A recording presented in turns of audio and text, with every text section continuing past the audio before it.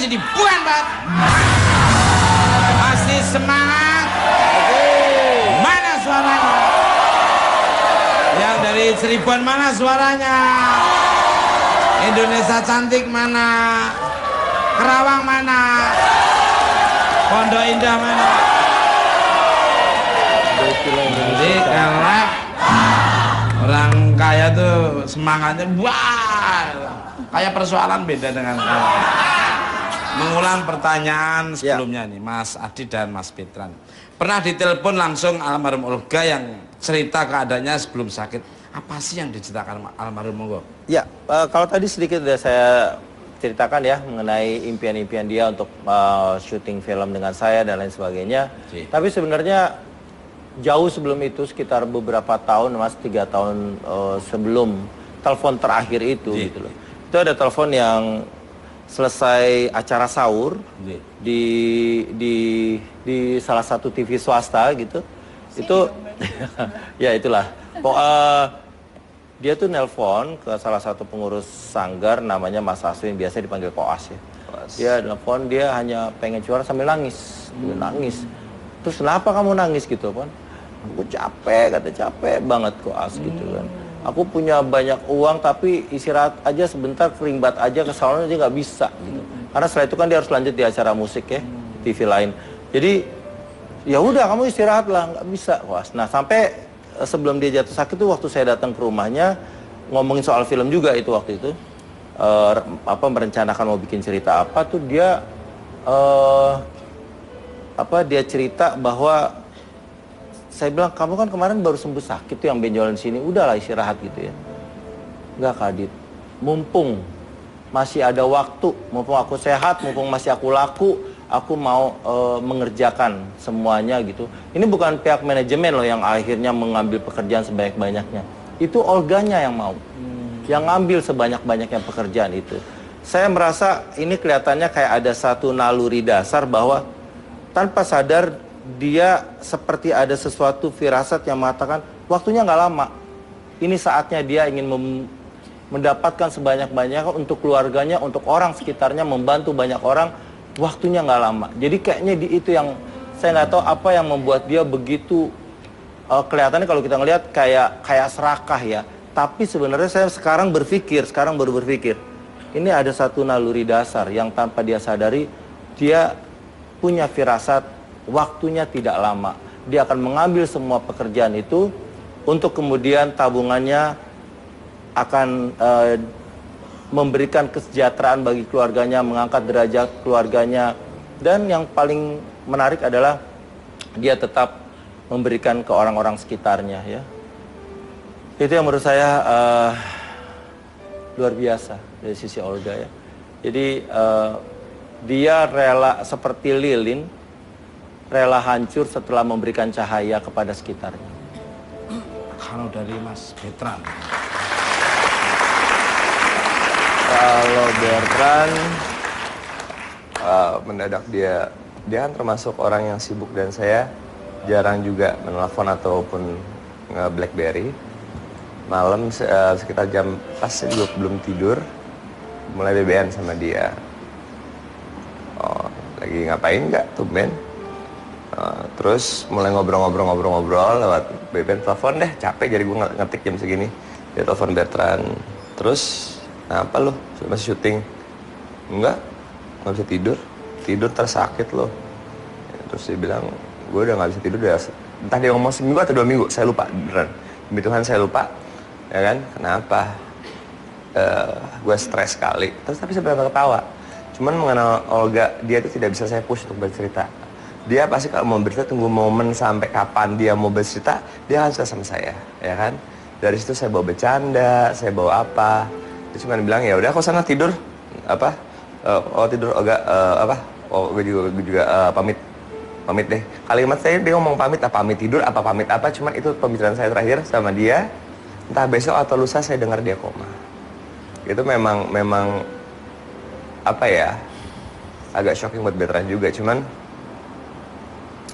kalau soal pekerjaan tadi kenapa diambil semua, dia pernah cerita sama Bertrand. Dia itu mengingat bahwa dulu kita kalimat Olga, gembel. Rumah pinggir kali ya mas, dia beneran nggak pernah ke rumah ini dulu. Rumah pinggir kali, tiap kali hujan banjir jeblos. Dia tidur tidak, adiknya kakinya digigit tikus kalau tidur. Dia itu tidak mau hal itu terulang lagi, ya kan? Dia itu bekerja keras karena dia pun bilang, kamu Kokoh pasti nggak akan percaya berapa biaya bulanan yang harus Olga keluarkan, ya kan? Olga keluarkan berapa gak? Sekian. Gede amat loh, lu nikah juga belum, orang tua segini, adik segini, anak yatim segini. Terus apa yang dia bilang cicilan ini apa segala macam. Ini segini. Kalau saya tidak kerja, itu mustahil kok. Dan apa namanya? Saya pengen menekankan bahwa Olga tidak ada manusia yang sempurna. Dan adik saya Olga itu jauh dari namanya sempurna. Banyak kesalahan, banyak kekurangan. Tapi yang Bertrand salut sama dia adalah dia berusaha sempurna dalam pekerjaan. Sangat sempurna. Dimana walaupun cut lemes. Dulu mah nggak ada kayak gitu ya mas ya, tetep cut apa rolling dia masih bercanda. Jadi kalau syuting kadang kita undang, padahal ambilnya itu masih malam mas. Tapi kita undang dari pagi dan emang dia mau datang dari pagi. Sebenarnya cuma buat bikin apa ya, chargernya kita supaya tetap semangat sebenarnya itu. Itu belakangan ini terakhir 1-2 tahun terakhir ini Bertrand lihat dia kamera cut. Iya dia udah capek. Gitu ya. Sampai terakhir juga sebelum masuk rumah sakit sih dia muntah-muntah. Di acara musik pagi dia muntah, saya bilang enggak, ayo ke rumah sakit, karena dia pertama tuh saya harus bilang ini anak tuh keras kepala banget, nggak mau. Terus udah gitu makannya berantakan, makan pinggir jalan, mie instan, pecel lele, kerupuk setiap hari. Bukannya gimana ya, saya bilang kan keadaan Olga lagi nggak bener nih, harus disuplai. Maksudnya disubsidi dengan makanan yang benar dulu, jadi yang dalamnya tuh bisa benar juga.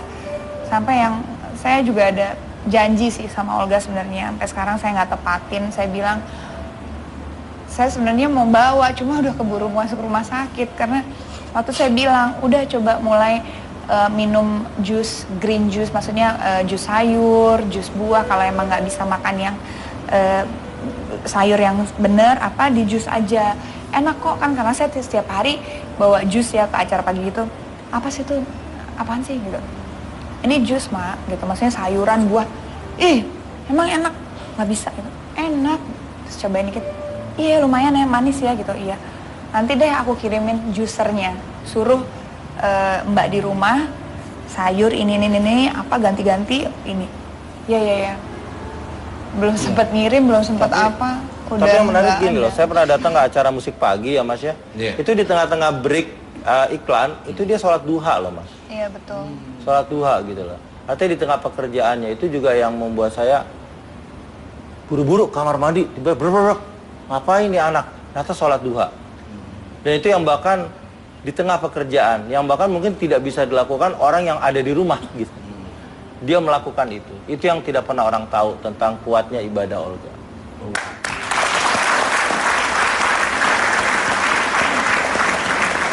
Jadi tidak terkontrol pola makan, manajemen waktu, istirahatnya. Tapi ini juga susah. sih mas, maksudnya saya pernah bilang sih sama Olga, saya pernah marah sih saya sama dia. Olga, kamu tuh udah banyak uang. Kadang-kadang ya mungkin tadi sebenarnya firasat yang tadi Kadi bilang gitu. Ternyata saya juga baru bilang, oh mungkin seperti itu. Tapi saya udah pernah keras sama dia, Mak saya bilang, ngapain sih menyiksa badan, saya bilang. Ngapain gitu, uang itu bisa dicari, yang penting nikmatin hidup. Maksudnya bersyukurlah dengan apa yang kamu punya.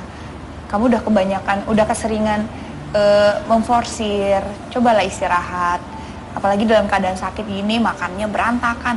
Udah dong, udah liburan aja, udah nggak usah pikirin program ini, program ini. Mereka bakal mengerti. Tapi Olga itu udah termasuk orang yang kalau punya tanggung jawab, itu nggak bisa. Aduh, dan ikutan nggak stres enak. kalau Iya. rating TV naik tuh ikutan stres. Ikut mikirin. Iya, makanya Padahal kan bukan pemilik stasiun Betul. TV. Iya, Up and down tuh wajar. Cuman Pemirsa, malam ini saya juga kedatangan seorang sahabat yang mengantarkan almarhum Olga Saputra ke tempat peristirahatan terakhirnya. Ada cerita baik apa yang bisa beliau bagi kepada kita. Kita sambut Ustadz Zaki Mirza.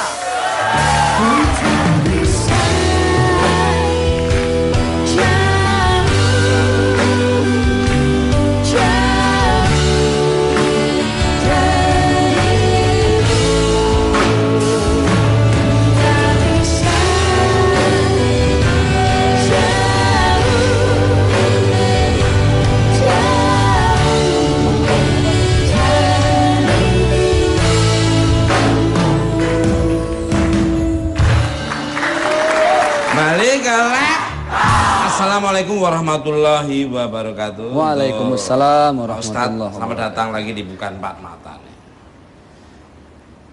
Untuk Pak Ustadz nih. Jadi bener ya Pak Ustadz ikut mengantarkan almarhum dari awal datang ke rumah duka hingga ke pemakaman ini. Seperti apa keadaan di rumah duka maupun di pemakaman? Monggo. Awalnya sih ya seperti yang sudah ya. Orang meninggal itu kan kita datang takziah, bacain Yasin, selesai pulang gitu ya. Awalnya niat kayak gitu, saya sama teman-teman kiai juga hadir waktu itu. Tapi ternyata saat saya sampai jenazah belum tiba. 10 menit setelah itu baru sampai. Dan di luar perakiraan itu penuhnya subhanallah. Sampai mau buka pintu belakang ambulan tuh nggak dapet. Karena saking orang pengen bawa semua peti yang ada dalam mobil itu. Setelah di dalam, kemudian dimandiin, dikafanin, keluarnya pun sulit lagi. Turunin di masjid itu susah, naiknya lebih susah lagi. Tapi alhamdulillah selama perjalanan memang merayap banget. Terus tiba-tiba ada rombongan motor riders itu nggak tahu dari mana, ada sekitar 20 datang ngebantu. Terus banyak ibu-ibu yang bawa tulisan gitu di jendela. Sampai di makam saya ketemu sama Mbak Luna juga. Itu orang di ukuran 1x2 itu berebut. Saya cuma ngeri itu masuk semua ke situ kan repot nanti. Iya kan, jadi dikuburin semua, nggak sendiri doang. Ini malah sibuk nyari HP. Tapi memang ketika di makam Mbak Luna juga nyaksiin langsungnya itu subhanallah. Artinya saya juga nggak ada kepikiran bisa sampai ngambil jenazah dari atas terus turun ke bawah ya, karena waktu itu cuma bertiga ya Mbak Luna ya. Saya, Bang Billy sama Pak Zul, Pak RW yang dipanggil ayah. Itu kita bertiga yang nurunin, itu semua orang sudah serba kredit, udah macem-macem. Jarak kita sama ini tuh cuma oh iya sedikit, kalau kedorong udah bener-bener masuk gitu. Jadi kita tuh kayak lumayan ini sih penuh. Itu yang ujungnya juga nggak kelihatan itu orang ada di mana kan, saking penuhnya. Iya. Dan subhanallah memang gampang banget prosesnya. Apalagi waktu dibalik gitu.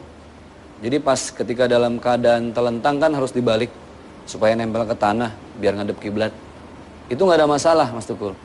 Plek langsung nempel, baru dipakein bulutan-bulutan tanah itu. Alhamdulillah lancar, mudah-mudahan itu pertanda bahwa segala amal kebaikannya diterima oleh Allah. Amin.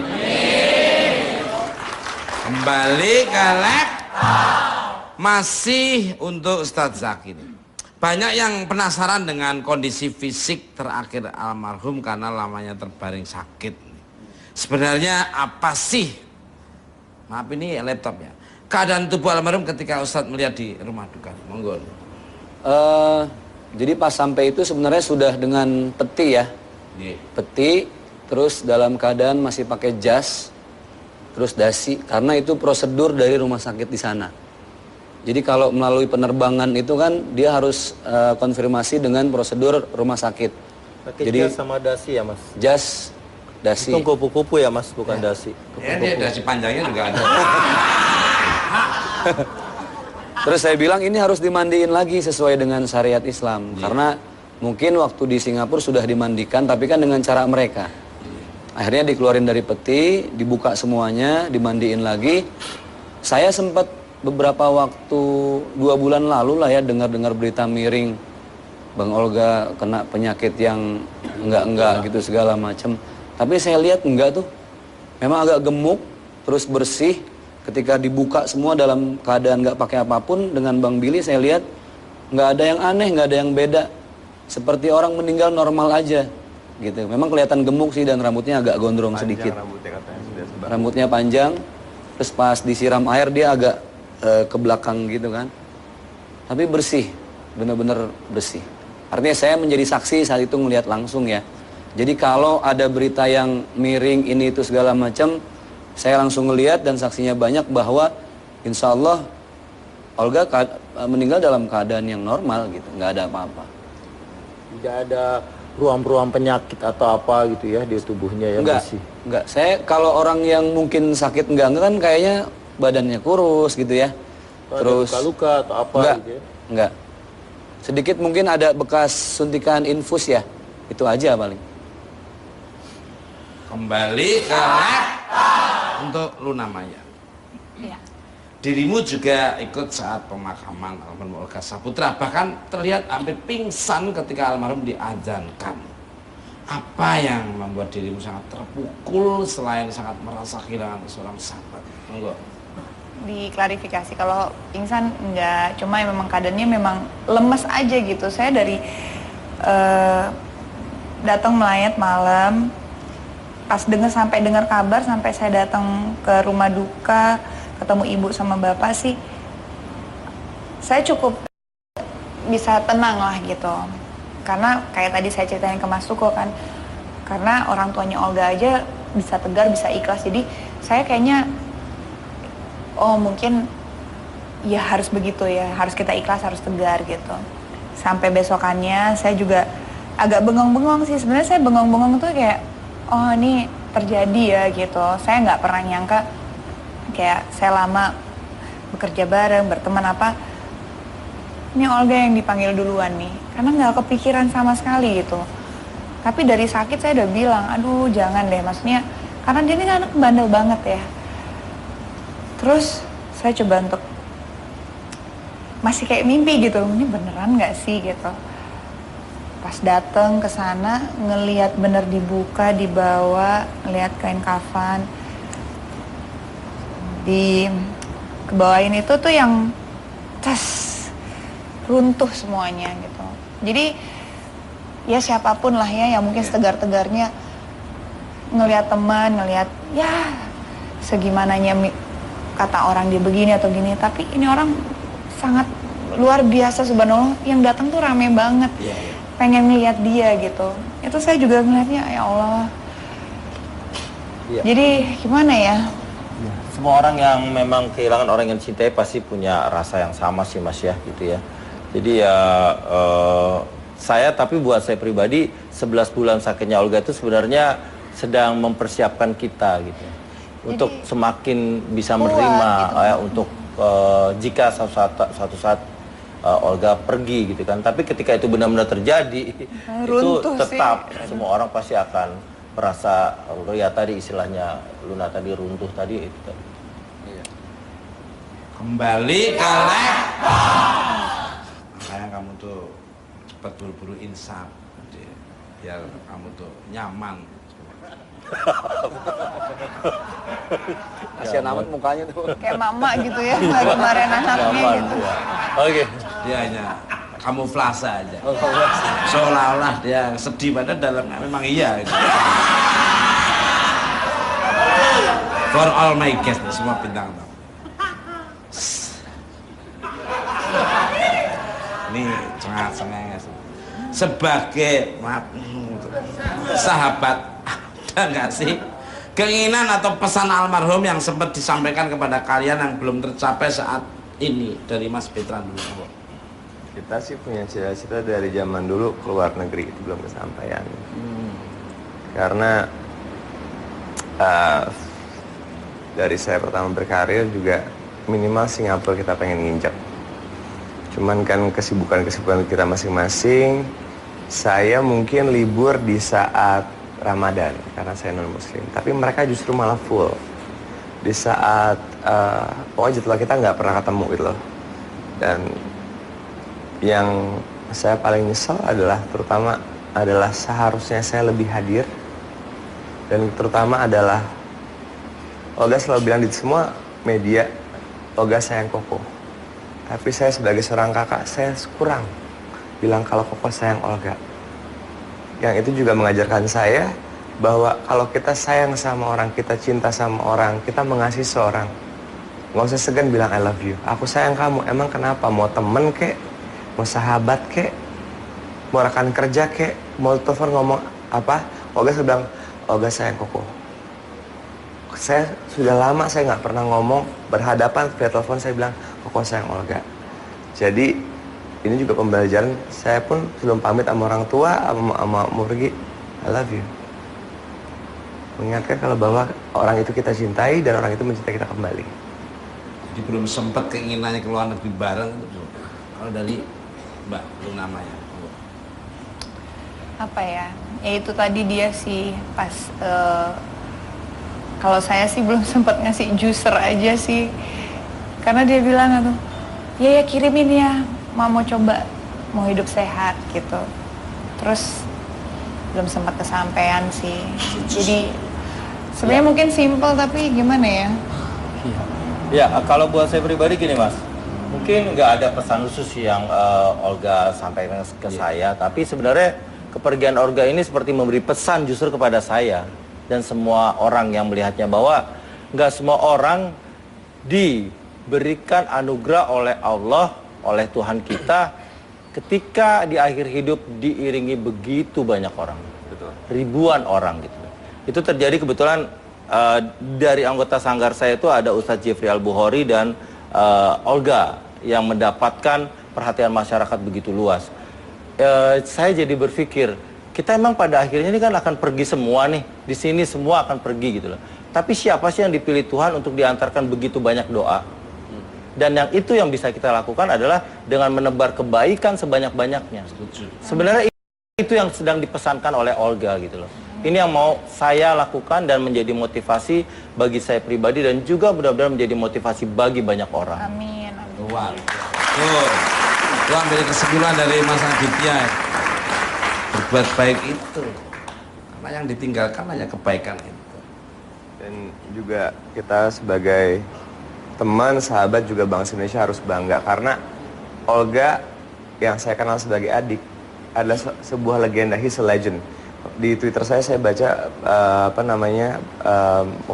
ucapan bela sungkawa ada yang dari Dubai, Perancis, China, Hong Kong, bahwa Indonesia bukan Olga bukan cuma milik kita semua tapi milik dunia. Nggak jarang sekali artis ya kan atau orang yang dapat atensi sebesar itu. Ya kan? Kalau kemarin saya tanya apa ya kebanggaan Mas Betran dari Olga? Saya dianggap kakak oleh sebuah legend.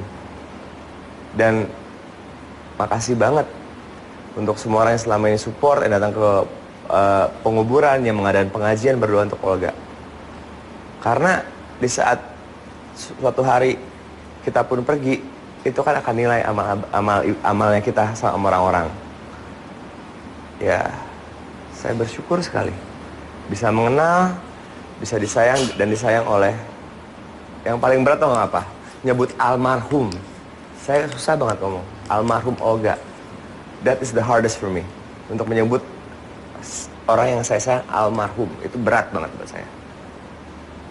Kalau dari Ustadznya, saya tadi sempat ngobrol sama Bang Aditya bahwa Olga ini sosok yang unik. Dia punya dua sisi.